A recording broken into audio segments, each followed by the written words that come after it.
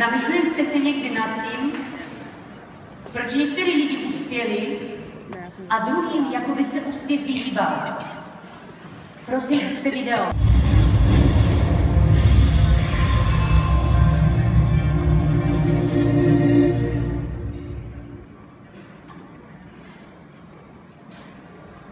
So I want to ask you a question. What are your fears? What are your fears? What are you scared of? Because we all have fears, don't we? We all have something that's blocking us, that's holding us back. You can either live your dreams or live your fears.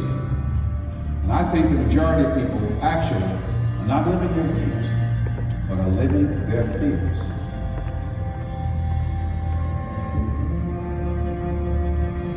Your time is limited, so don't waste it living someone else's life.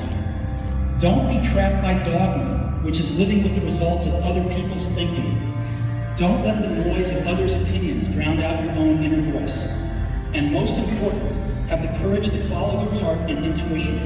They somehow already know what you truly want to become. Everything else is secondary.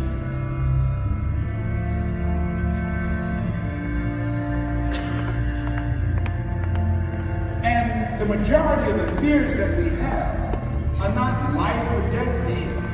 They're not those things. But through our imagination, we blow them out of proportion. And we give them more power than they actually have or deserve, and we permit them to govern our lives. We permit them to determine how far we can stretch out on our dreams and discovering our stuff. See, now, if you go through life being afraid, people can sense that. They can pick up that fear. Remembering that you are going to die is the best way I know to avoid the trap of thinking you have something to lose. You are already naked.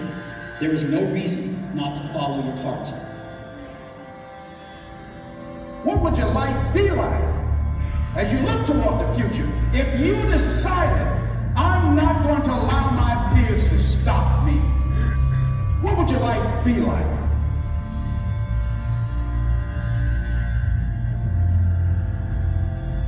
When you begin to look at your life, you can decide to use fear as a blocker, or you can decide to use it as building blocks. I want you to focus on your dreams. I want you to focus on your goals. I want you to focus on your solution life. I want you to focus on that dream life that you have.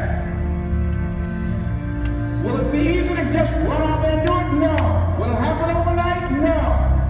Will it be a struggle? Yes.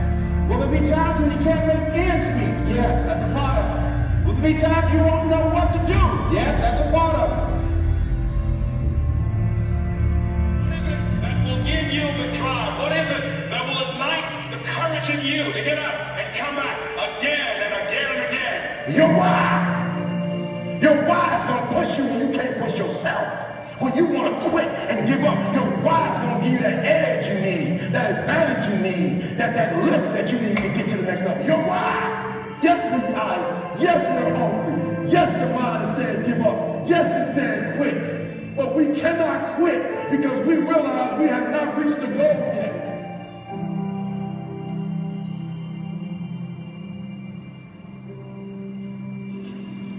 We get one opportunity in life. One chance in life to do whatever you're going to do, to lay your foundation, to make whatever mark you're going to make, whatever legacy you're going to leave your legacy.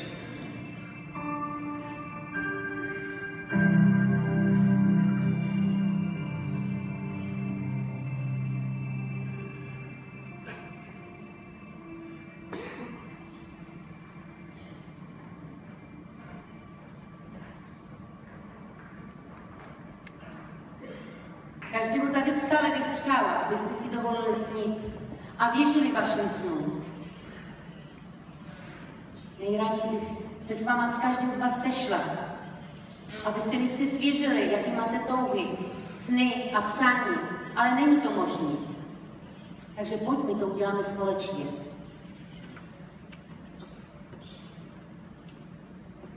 Prosím, najít malinkou hudbu. Trošičku. Vemte si teď tužku a papír a píšte. Píšte jako malé děti, které nemají strachy. Mají velké sny a jsou osvobozeni od strachu.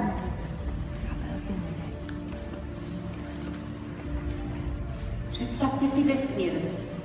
Vesmír jako platno. A vy jste malý žen. Píšte, co byste v životě chtěli. Co byste chtěli dokázat.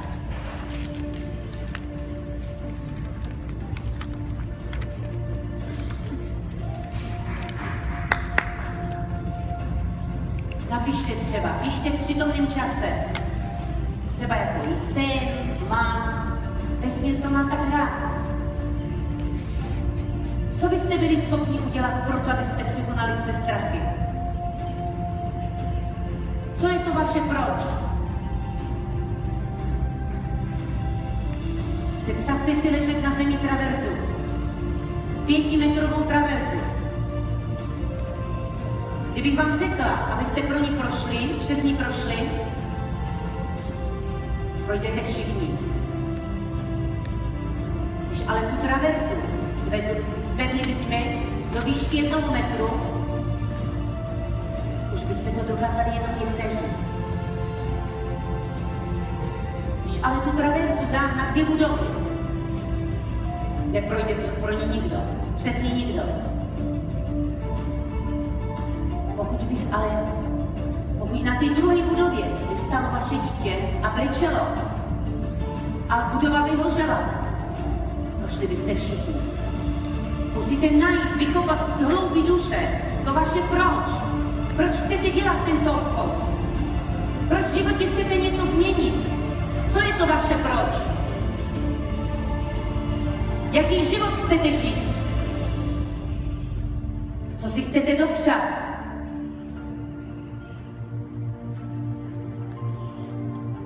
Chcete vzít rodinu na úžasnou dovolenou?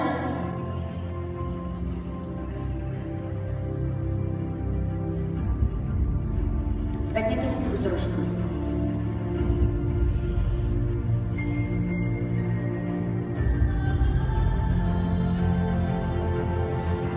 Chcete si pořídit nové bydlení, krásné auto?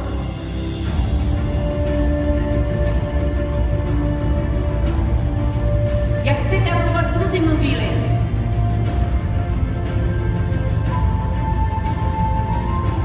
Chcete mít víc času pro svoje děti?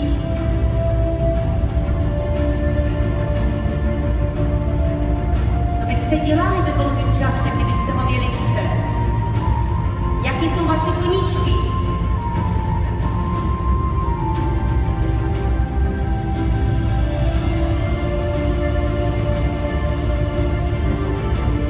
Za co chcete, aby byli pyšní na vás vaše děti?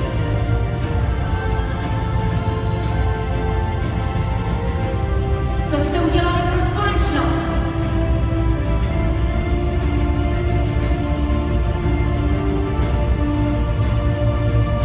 Kolika lidem jste pomohli?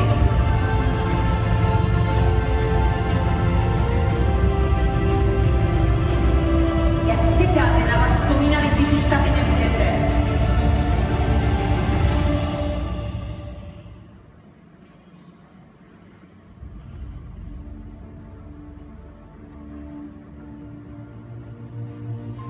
Jestli v sebe nevěříš, dovol, ať v tebe uvěřím já. Nezáleží na tom, jaký si karty do života dostal, ale záleží na tom, jak s nima budeš hrát. Když si řekneš, že nevěříš, nebo když si řekneš, že věříš, v obou případech máš pravdu. Proto věř, věř.